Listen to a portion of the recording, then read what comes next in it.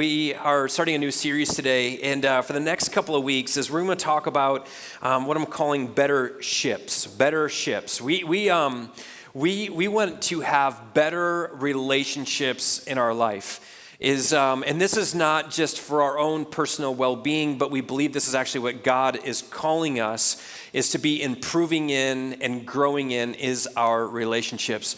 And so we will look at over the next couple of weeks is we want to look at what we would call some proverbial wisdom, or wisdom that comes from the book of Proverbs as it deals with our relationships. Specifically today is what I want to talk to you is we're going to talk a little bit about friendships, about our friendships.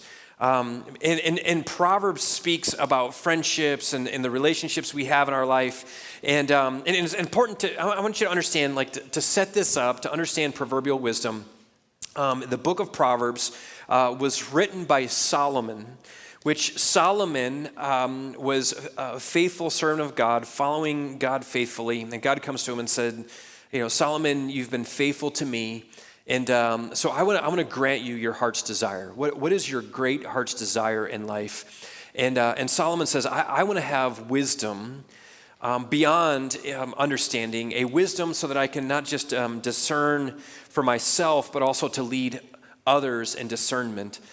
And because of it was really an unselfish ask, God granted him that wish and gave him this profound wisdom to understand not just things contextually to which he was in, but to understand life and circumstances and situations. And so Solomon writes the book of Proverbs. Proverbs is different than many other books in Scripture because it's not necessarily this historical or contextual book, but it's rather this collection of statements of wisdom on how to discern and live through life. And one of those things that Solomon speaks of greatly is our relationships, specifically is our friendships. Now, before I kind of build into all of the things that we see in the book of Proverbs, what I want to start off with is I would just want to kind of bury you in or drown you in information for a little bit, okay? So if you geek out on research and medical research and psychology and all that, this is for you right now, all right? This is, I want to kind of just help you to see and understand how important friendship actually is in our world and our culture. Specifically, so an article that came out last year from the Harvard Review, an American Perspective survey that came out, is they had been doing research now for years on people and their friendships that they have in culture. And they found something very, very fascinating, that in 1990, the average American had what they would call to be 6 close friends in their life. In 1990, people had 6 close friends.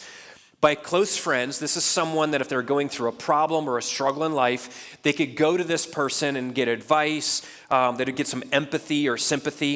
In 1990, 6 people had 6 people in their life that they could do that to. In today's culture, in 2024, 25, is they find that about 1.9 or 2 people inside of our lives. So we have now only 2 friends compared to 6 just a few years ago. Further than that, not only do we have less close friends, is that the amount of time that we actually spend with friends is declining about every decade.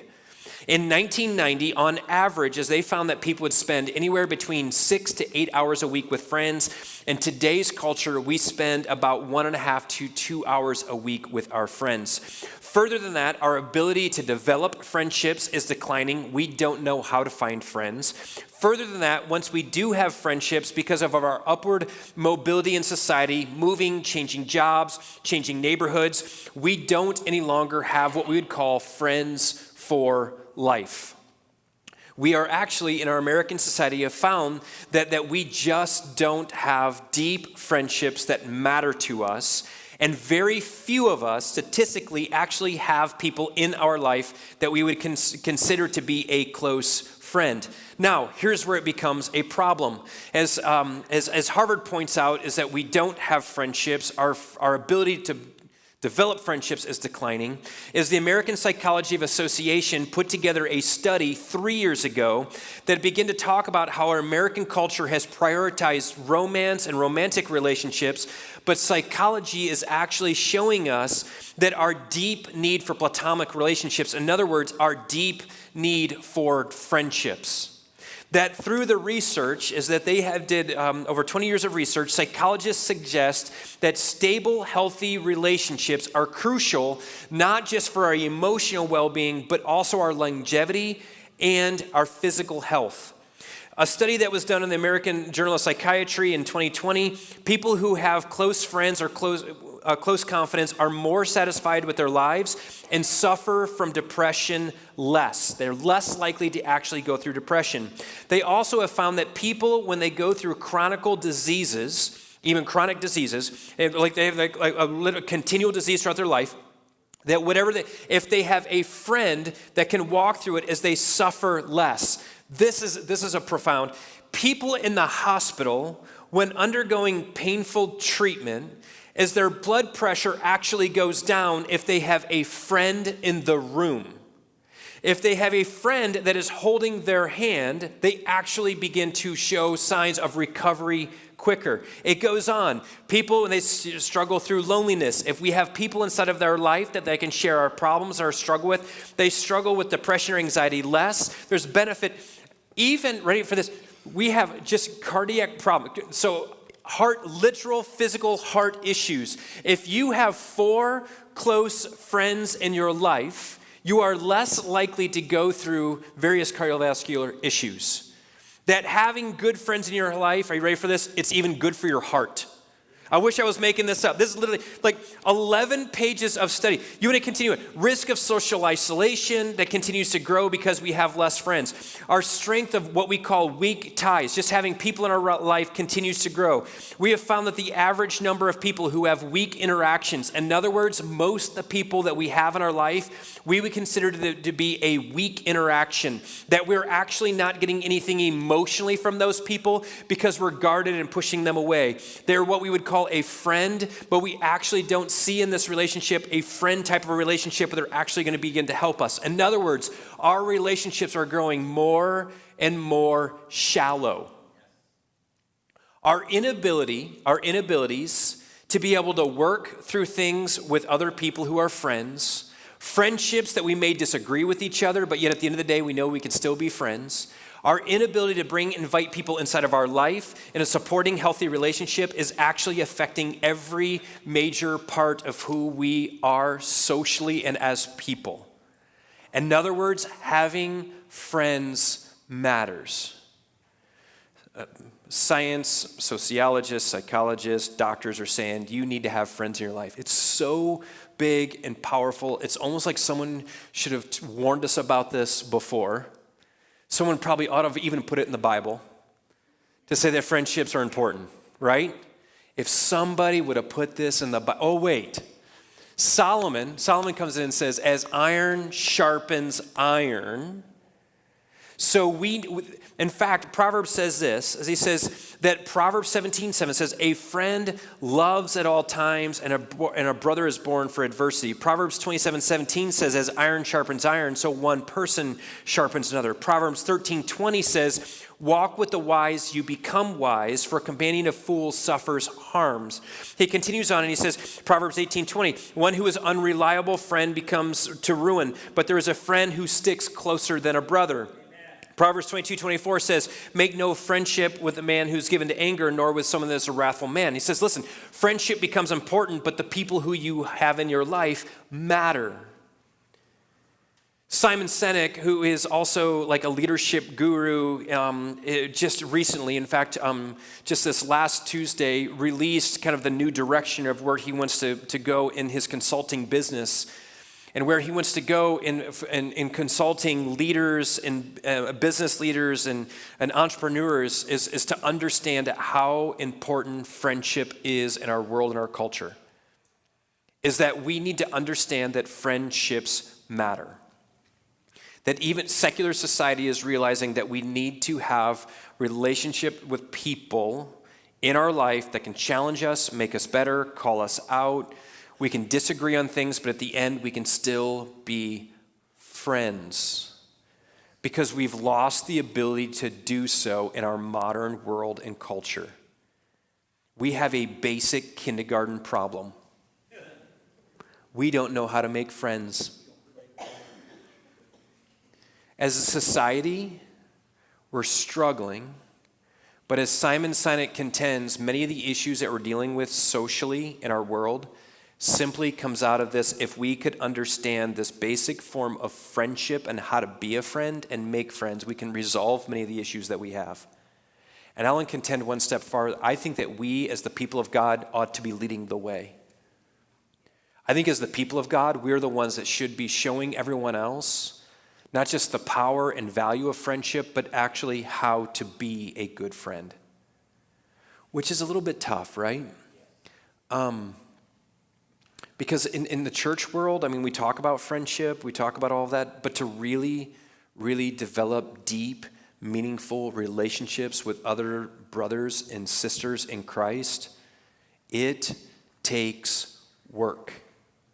It doesn't come accidentally. It has to be done intentionally. In order for these to be a healthy and good and powerful and meaningful relationships, it's going to take work. Now, here's a couple things we also learned from the book of Proverbs. This is important. And first of all, I want you to write this in your notes. Is show me your friends, and I'm going to show you your future. You show me your friends, I'm going to show you your future. This is not just for young people. This isn't just a statement give to high school and college age students. This is at every stage in our life. The people that we surround ourselves with matters. The people that we allow to speak into us, to speak over us, is you show the people that you're around. And again, is what we learn from the book of Proverbs, as he tells us, is he said, if you want to walk with the wise, you're going to become wise. You walk with fools, you're going to become foolish. Is there's a part, you show me the friends that are speaking into you, the friends that you're listening to, and I'm going to show you the direction where you're going in life. Because it's impossible for you to live a right life when you have the wrong friends. I'm going to say this again. It's impossible for you to live the right life when you have the wrong friends. Now, what I mean by the right life is if you say, I want to be honoring God and pursuing after what God has for me, I want to pursue after God's absolute best, is the people around you matters.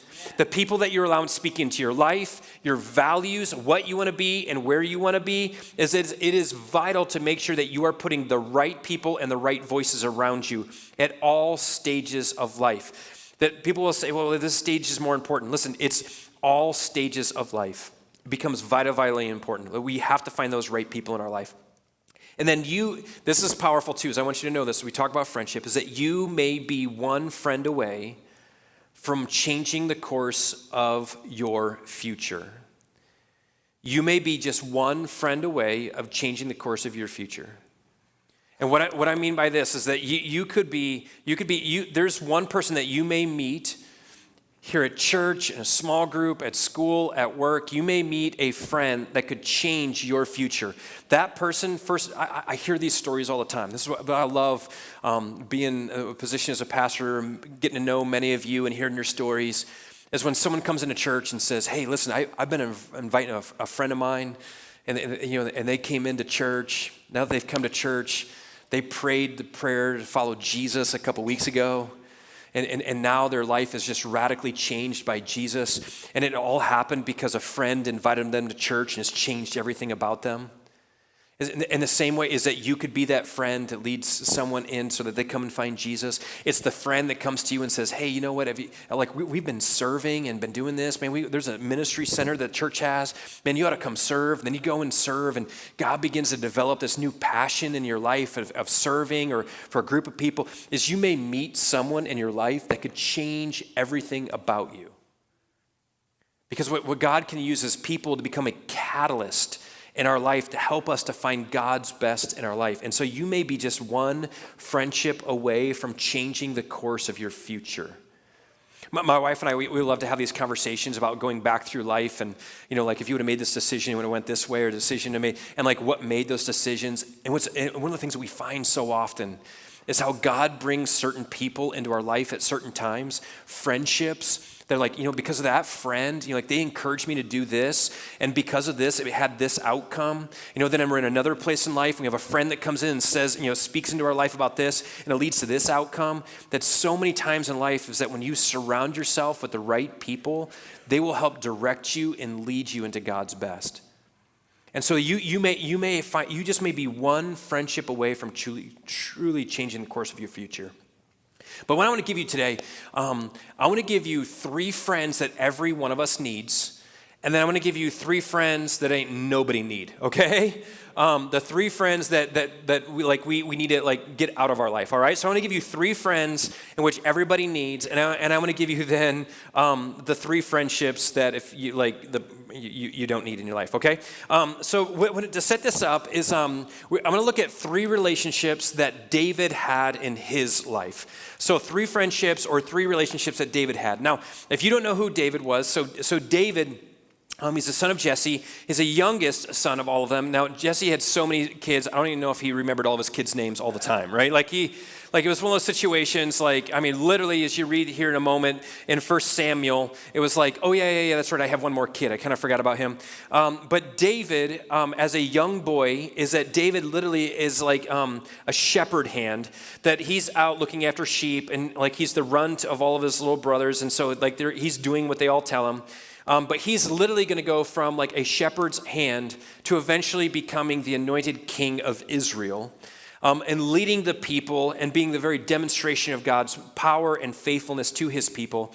And so we see then through David's life, though, it takes a lot of different directions, from God anointing and directing to going through some pain and hardship, but then God using to shape biblical history and human history. So much of the fact that now we look back, it was through the lineage of David that Jesus comes. And so a few relationships that David had in his life that kind of shape our thinking is the first of which is Samuel.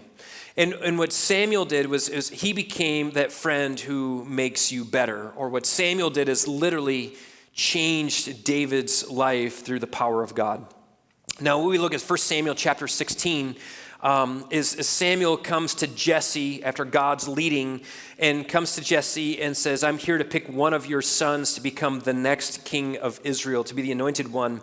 And so then he literally goes through all of the kids, and he's like, are you sure this is it? And he says, oh, wait, there's still a youngest, but he's away tending sheep, and so they send for him.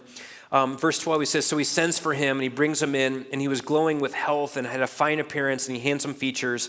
And the Lord says, rise and anoint him. This is the one.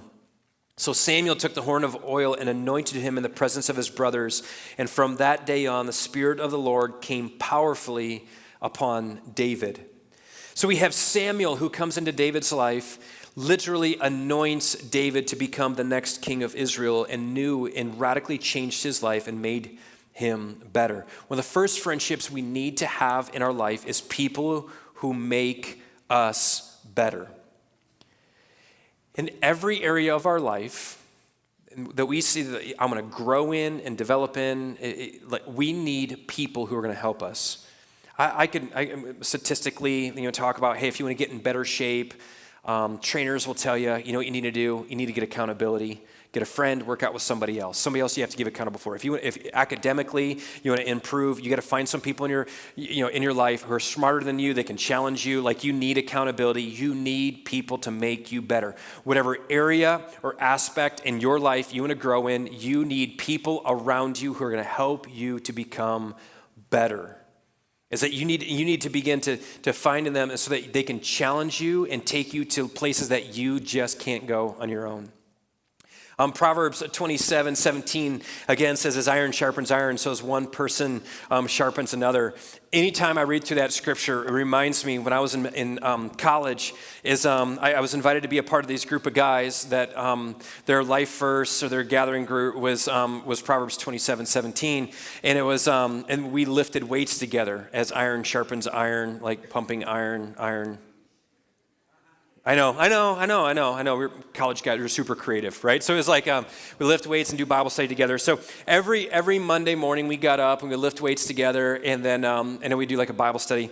And so one of the weeks we were all together. We're like, man, we just want to make each other better. We push each other to new heights and new levels in lifting and do all that. But we also wanted to make sure we wanted to become leaders on campus. And so how do we do this?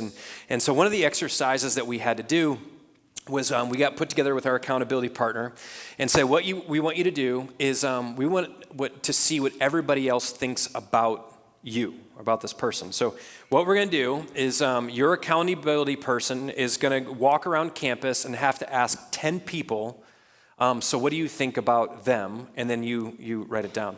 So my buddy Chris and I, so we're joined together. So what Chris needed to do is go around campus and ask, like, hey, when I say Joe Proudfoot, like, what do you think of him? Write it all down. I had to go around, hey, when do you think of Chris? So I had to write it all down. So we come back the following week, we sit down, and so like Chris is like, all right, so hey, here's what I asked 10 people. So like, here's what they've said about you. And I'm thinking they're gonna be like, he's amazing, he's awesome, he's a good dude, everyone likes him. And he's like, hey, so as I talk to everybody, here's what they learned.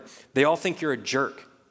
In fact, like 9 out of 10 people said like they think that you're very arrogant, you're a jerk, you don't talk to people, and you're really stuck up. And he says the 10th person's like, I don't even know who that dude is. Like, I was like, well, here's the problem. You interviewed 10 jerk faces. That's what that was the problem. Like it was, who you interviewed? He's like, no. He's like, here's why they think that you're a jerk is because you don't talk to anybody. You kind of put your head down, you do your own thing, you go to class, you do this, you like whatever, but you don't talk to nobody.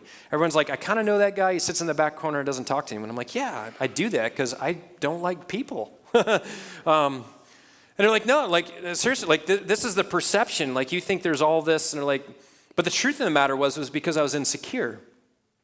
I was really insecure. Like I'm not going to go in and talk to people. Like, what do I have to talk to people about? Like I don't.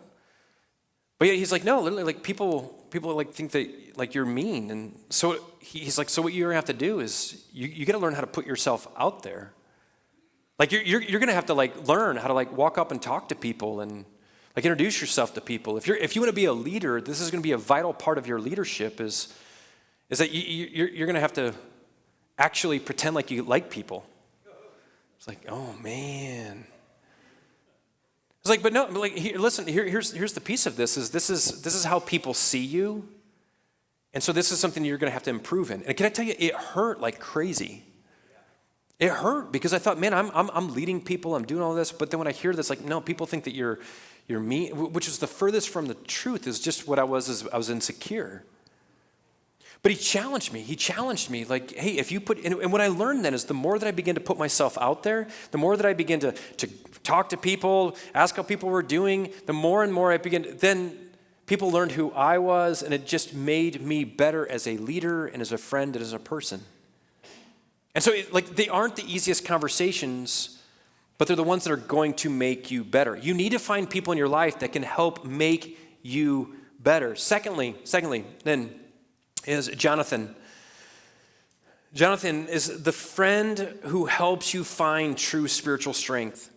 The friend that helps you find true strength. No, so Jonathan in David's life, so David is this anointed king of Israel. He's soon to become king, but the problem was Saul was the current king. And so Saul becomes angry towards David, and we read through 1 and 2 Samuel that Saul became more and more angry and adversarial towards David because he knew that he was going to become king. And so it became a very delicate, difficult situation for David. But in the middle of it, as David then becomes friends actually with Saul's son, Jonathan. And so then it tells us in 2 Samuel 23, beginning in verse 15, it says, while David was at Horesh in the desert of Ziph, then he heard that Saul had come out to take his life. Saul was literally hunting him down to kill him. But Saul's son Jonathan went to David at Horesh, and he helped him to find strength in God. And he says, don't be afraid. My father won't lay a hand on you, and you will become king over Israel, and I will be second to you. Even my father knows this. So in the midst of all of this chaos, Jonathan comes to him, and he says, listen, don't be afraid, don't worry, that your strength comes from God. We need to have some people in our life that regularly encourage us, even in difficult, tough situations, is where our strength comes from, and that God is with us. God hasn't abandoned us. We need people in our life that can say, hey, keep doing what God's calling you to do. Keep holding on strong because God has great plans for you. We need those people in our life that are call us out for God's best. Third, quickly, then, is you need a Nathan in your life. You need a Nathan. A Nathan is the friend who tells you the truth, whether you want to hear the truth or not. 2 Samuel 12 gives us the story then. So David becomes the king of Israel. And then David, through success, as the nation grew and prosperity grew and blessing grew, David began to drift personally. Gets involved in an adulterous affair with a woman, Bathsheba. From that she becomes pregnant. To try to cover it up, invites her husband to come home. But in that is that he eventually has to have her husband killed to try to cover up his sin because it doesn't work out exactly how he wants it to do. And so then David thinks that he's got it all covered up. No one's ever going to find out. He thinks that they could just kind of move away from this whole incident. But yet Nathan, prompted by the Holy Spirit, shows up, comes to David, and starts to tell him this whole story and begins to kind of create this whole illustration about someone stealing from someone else, and it enrages David so much. In 2 Samuel chapter 12, verse 5, he says, David literally burns with anger against the man that Nathan was talking about. And he says, surely as the Lord lives, this man must die, this man that you're talking about, and you must pay for the lamb 4 times because he did such a thing. And then Nathan then turns the table on David and says, but you're that man. You're this type of man. David's like, who would steal, cheat, and do all this? And he says, well, you. In fact, it's you. And it says that this is what the Lord, the God of Israel, says. I anointed you king over Israel, and I delivered you from the hand of Saul. I gave your master's house to you, and I gave you all these things and blessings, and yet you've despised the word of the Lord.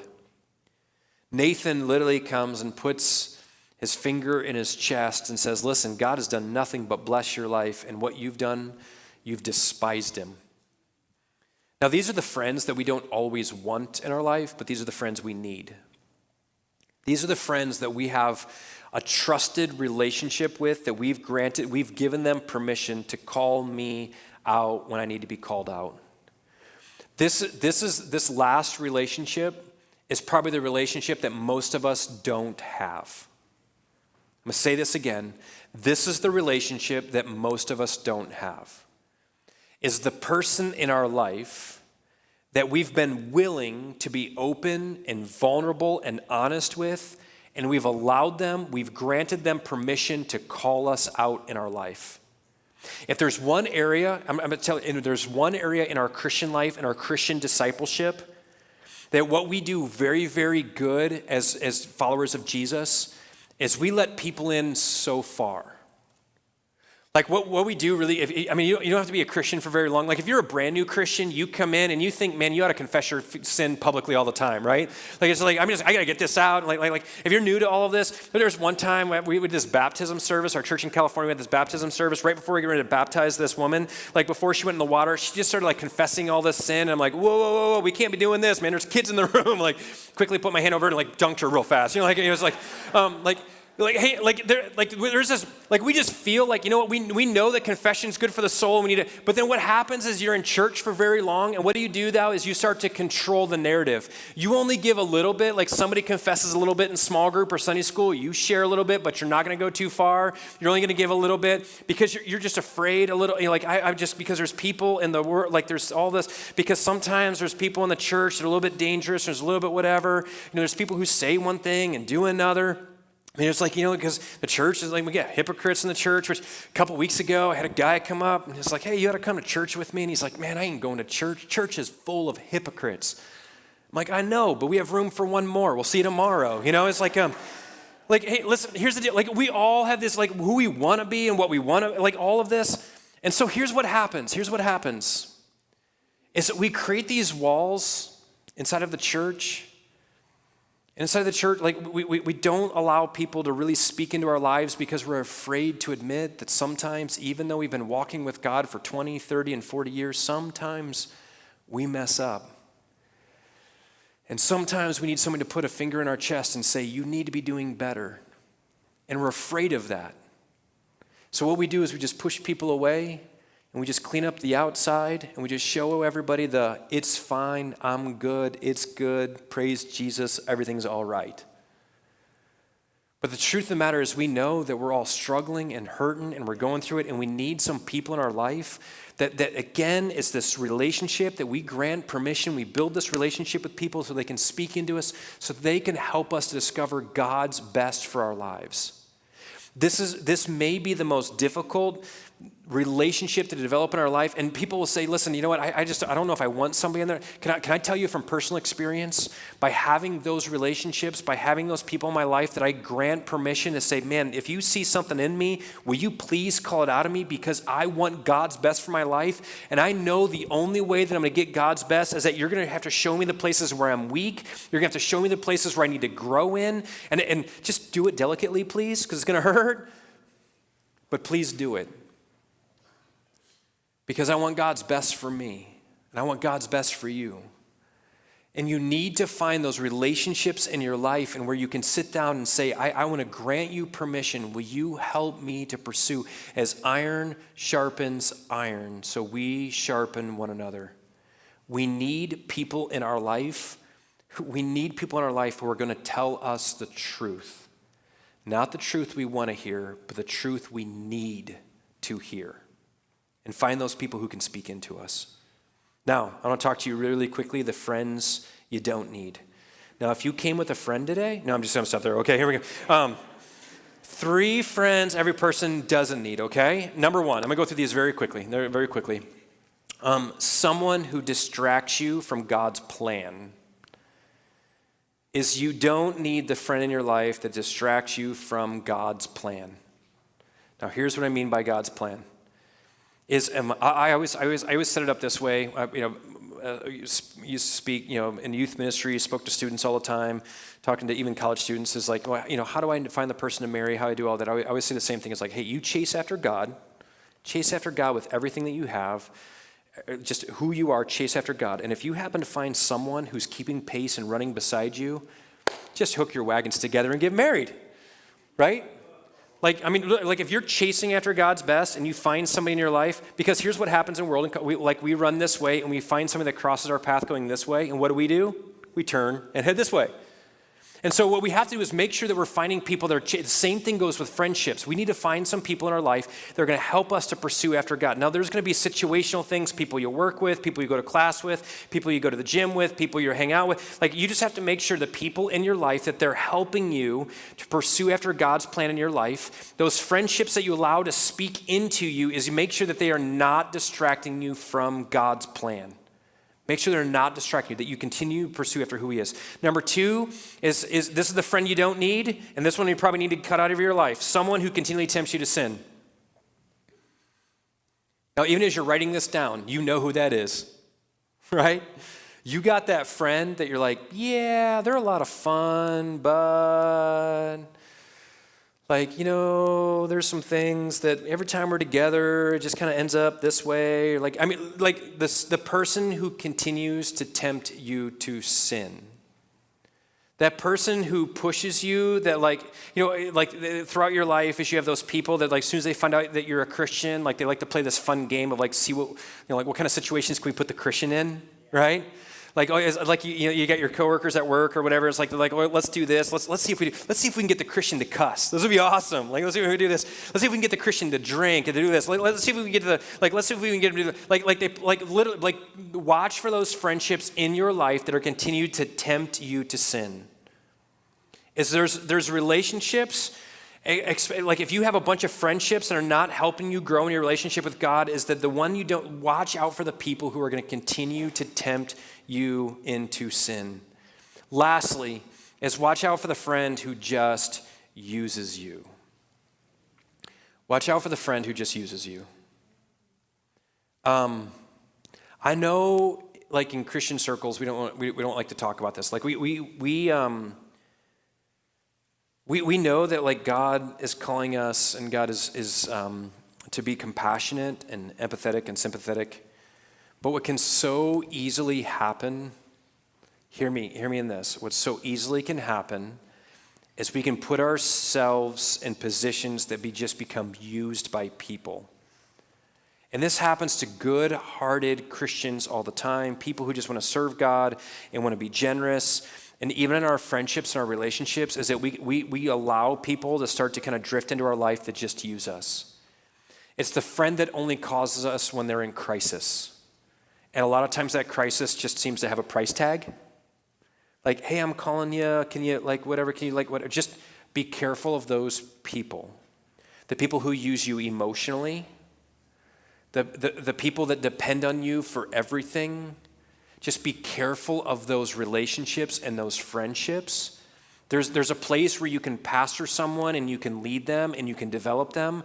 But this is where it becomes with discernment and wisdom is start to identify, when is this person just using me? And if there are friendships that you just need to end a friendship if you feel like you're being used by someone, used emotionally, spiritually, like asking for money, asking for, like just have wisdom and discernment. Again, there's proverbial wisdom that he speaks about over and over again is being careful, creating boundaries in your life. There is biblical spiritual wisdom in creating boundaries with someone, saying, hey, we can be friends, but if you're just always going to call me for this, and this, like we need to stop here. Is be careful of those people who are just going to use you in life. Be careful of those friendships. But listen, hear my heart today. Listen to this. This is we need to be intentional in our friendships and our relationships. Is all of us need a friend, and we all need to be a friend. There's a biblical rhythm in this, is that we need to have people that are speaking into our life. We need some people that we can gather around. Now, there are all sorts of ways. We as a church want to help you in this. There's all sorts of ways we can develop this. Is first of all, we have small groups that run throughout the church where you can just come and be in community, get to know some people, hang out with people. If you're not sure where, like the whole small group thing is overwhelming, every Wednesday night at 7 o'clock, I have a small group in our prayer room right over here. You invite it. If you want to come in, come be a part of it. Like, it's just 7 o'clock. You don't even have to like announce, just show up. 7 o'clock, we get together, we'll have snacks, we'll talk, we just hang, like you develop some friendships. If you're like, hey, I'd like to be a part of a small group, we have a list of various groups. We have groups for just men, we have groups for just ladies, we have groups for college students, we have groups there's high school students, small groups, there's people from all ages. Like we had a group of men in our church now that are like riding dirt bikes together. They keep trying to invite me in to come into it. I was like, that's fine, just buy me a dirt bike and I'll show up. No, I'm just kidding. We got people that are get together, like developing friendships and relationships. I mean, like just being together. And this is vital and this is important. And we want to help you connect. We have Sunday school classes that happen each and every week. We want to connect you with people because relationships matter. Hear me, relationships matter. Friendships matter. You need people in your life who are going to encourage you, spur you on as iron sharpens iron. Real quickly, I want to tell this story. Is that years ago, I'm in Northwest Ohio, and I'm a youth pastor on staff, and this guy in our church comes up to me one week, and he says, hey, man, he said, I'm just looking for a friend in my life to kind of help me in some stuff. And I'm like, yeah, sure, man, what do you want to do? He says, can you just get together like once a week? We'll just kind of talk and hang out. I said, yeah, cool, let's do it. So we started looking through our schedule to try to find time to do it, and our schedules were nuts. And so we said, you know what we have time is on Fridays, is like I'd go out and like he'd take his dog for a walk, and my dog would walk me. He'd just drag me, and so I was like, well, we'll meet up in the morning and we'll take our dog for a walk. And so every Friday at 5 a.m. we'd get up, we'd go for a walk, and like he lived about a half mile from the house, and so we met at this point. We'd take our dogs over to the local high school, and they just kind of run and whatever, and we'd stand there and talk, and then we'd head home. And then after doing this for a few months, winter came, and it was like, we're standing out there one day and it's literally like 0 degrees outside. There was no temperature, it was 0. And so like, we're like, this is dumb. Why are we standing out here in this cold? Like, let's go somewhere and have coffee together. And so like we went through the whole, like the only place in the area that had coffee at 5 a.m. was the 24-hour truck stop. And so we started meeting in the Pilot. Like they literally had like a table in the back corner. That was our exclusive coffee shop, was Pilot gas station. And so every Friday at 5 a.m. we'd meet together and we'd have coffee in the corner of the Pilot. And we sat there, and this went on for years. Every Friday we'd just sit together and we'd talk. And then like often happens as life happens, right? And like we move away, they moved away, and a couple weeks back, got message that his dad had passed away unexpectedly. And so we made a quick trip. So Sarah and I, we run up to Northwest Ohio and walk in the room. I walk in the room, and he comes running to me. I haven't seen him in years. Comes running to me, just bear hugs me. He's a big old dude, bear hugs me. We stand there, we just cry. He's like, man, I've missed you. You're like my best friend, man. Thank you for being here. We just stood there and we started talking about life, marriage, kids. We just looked at each other. I said, man, you know how much I needed you? He says, you have no idea how much you needed me. We stood there and just realized how much life happened by just sitting down, drinking a cup of coffee together for years. That how much God had taught both of us, how much God spoke into us and encouraged us and helped us. And what just started with a basic conversation, but what we realized, what God was doing in our relationship together. It's through moments and times in our life we never felt alone because you know what? We were just two dudes drinking a cup of coffee in the back of Pilot. We got to know all the truck drivers in all of Northwest Ohio. But we did life together, prayed for each other, encouraged each other. It was a friendship that changed me. And every one of us need those friendships. Every one of us needs those friendships. And my question for you is, what's holding you back? Because you know you need it. You know you need someone in your life who's going to be praying for you, encouraging you, calling you out. You know that you need someone in your life that can speak into you, be there for you. You know you need it. So what's holding you back? The old kindergarten wisdom. How do you find a friend? Be a friend. How do you find someone who's going to speak into your life? Start speaking into other people's lives.